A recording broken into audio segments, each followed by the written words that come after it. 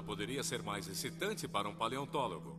Múmias de dinossauros não são nada parecidas com as múmias humanas encontradas no Egito ou nos Andes. Não havia embalsamadores no período Cretáceo.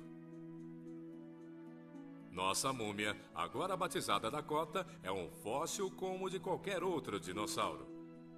Porém, diferentemente de outros que se veem reconstruídos em museus, Dakota parece ter se fossilizado com a maior parte de sua pele e órgãos intactos. A múmia de um dinossauro forma-se da mesma forma que todos os fósseis são formados. Normalmente, quando um animal morre, se outros animais ou o clima não destruírem o corpo antes, micro-organismos consomem os restos mortais.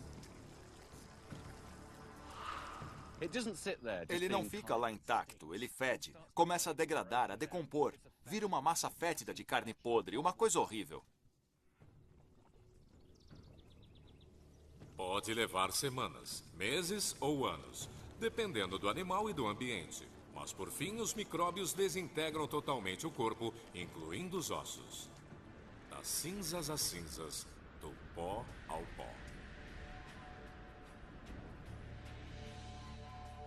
Obviamente, não é isso que ocorre com os fósseis. Normalmente encontramos fósseis nas chamadas rochas sedimentares, que são formadas por sedimentos como lama e areia. Comumente encontrados em uma planície aluvial, isso explica por que Hell Creek tem tantos fósseis. Na maioria dos casos, o animal morre e é rapidamente coberto por sedimentos, mas normalmente no fundo de um lago ou de um rio. Sob a água, o processo de putrefação é desacelerado e materiais mais duros como dentes e ossos são preservados por milhares de anos. Tempo suficiente para as forças geológicas entrarem em cena. Ao longo das eras, os sedimentos vão se acumulando. Ficam cada vez mais pesados e o tecido é substituído por minerais. No final, o fóssil restante possui apenas vestígios do material original. Ele tem o mesmo formato, talvez até a mesma textura, mas quimicamente, o fóssil é uma rocha. Foi o que aconteceu com nossa múmia. Esta peça é o primeiro fóssil de pele que encontramos no local. Não se sabe ainda como o corpo de Dakota foi preservado. Talvez a pele tenha se transformado em couro, protegendo-o antes da decomposição. A única coisa que sabemos é que os tecidos existiram tempo bastante para fossilizarem juntamente com os ossos.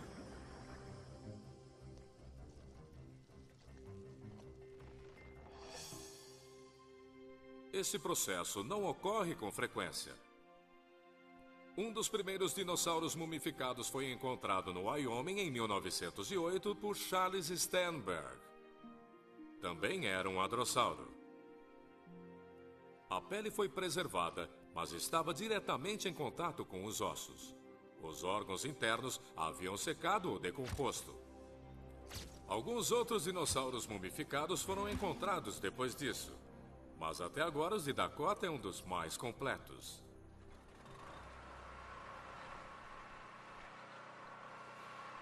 Quando Tyler percebeu que tinha um dinossauro mumificado nas mãos, acelerou os trabalhos de escavação.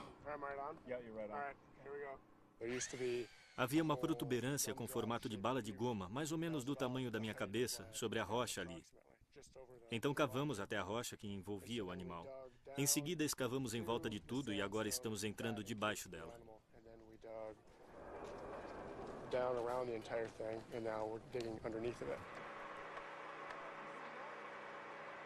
Tyler logo vê amostras de pele e de pedaços da unha do pé.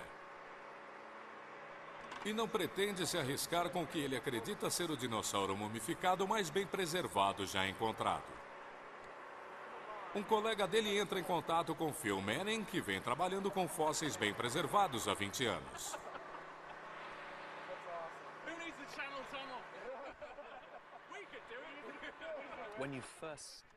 Quando vemos pela primeira vez um espécime tão notável, ficamos totalmente boquiabertos. Como não ficar animado? É uma descoberta incrível.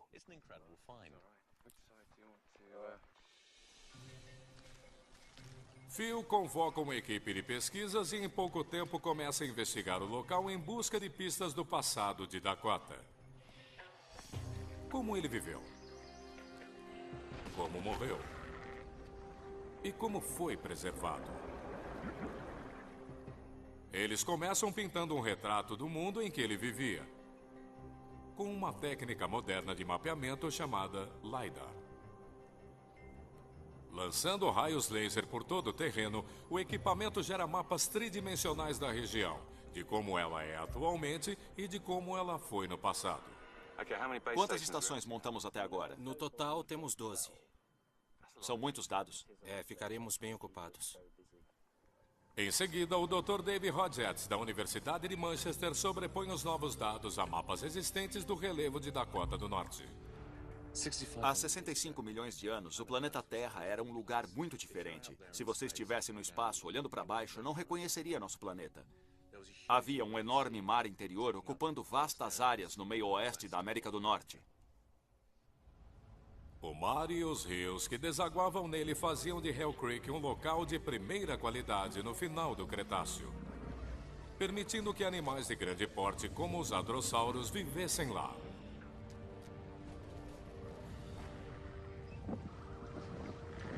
Ao longo das eras, os dinossauros morreram, os rios secaram, um novo terreno se formou e sofreu erosão. Mas ainda encontramos vestígios do antigo terreno.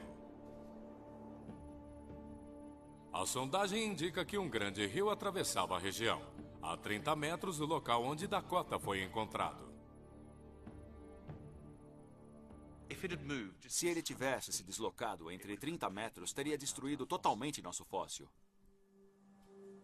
O sedimentólogo John McQuaker acredita que Dakota não ficou apenas perto da água, mas imerso nela. Do contrário, micro-organismos teriam devorado totalmente os restos mortais.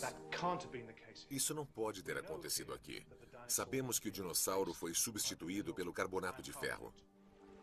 O carbonato de ferro também vem de micro-organismos, mas de uma bactéria que vive em ambientes desprovidos de oxigênio, como o fundo de um rio. Essas bactérias também se alimentam de animais mortos, mas em quantidades muito menores do que as bactérias aeróbicas. O carbonato de ferro é um subproduto do processo, e ao longo do tempo, o mineral é comprimido nos restos mortais do animal. Foi assim que esse dinossauro foi preservado. As descobertas sedimentares, juntamente com os dados geológicos, estabelecem de modo preciso o ambiente em que o animal morreu e o que pode ter acontecido logo após a sua morte. Esses resultados podem explicar a incrível jornada de Dakota e indicar o caminho para maiores e melhores dinossauros mumificados. Com a primeira fase de experimentos terminada, sabemos agora que Dakota morreu perto de um rio, submergiu rapidamente e isso evitou animais carnívoros e micróbios mais agressivos e ficou coberto e comprimido por um suprimento contínuo de sedimentos. Talvez um dia, graças a descobertas como esta, os cientistas possam achar mais dinossauros mumificados do que possam estudar. Enquanto isso, essa equipe escava o único que tem em mãos.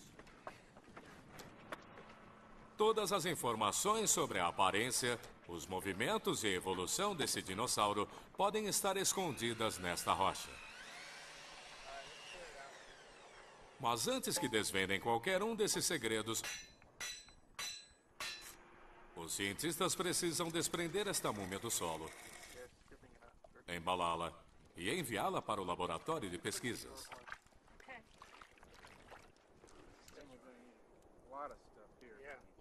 Dá para ver pedaços do animal por todo esse bloco. No momento parece uma grande bolha, mas sabemos que tem um dinossauro inteiro dentro dessa grande bolha branca. Na verdade, é um gigante de 4,5 toneladas. um bloco de 1 tonelada contendo apenas a cauda do animal, além do bloco de 3,5 toneladas contendo o corpo. Prontinho. Com tudo embalado e pronto para a viagem, o Hadrossauro Dakota começa a ser movido pela primeira vez em 67 milhões de anos. Ele não irá muito longe. Vai atravessar a fronteira até o Instituto Black Hills em Hill City, Dakota do Sul. Agora, os cientistas finalmente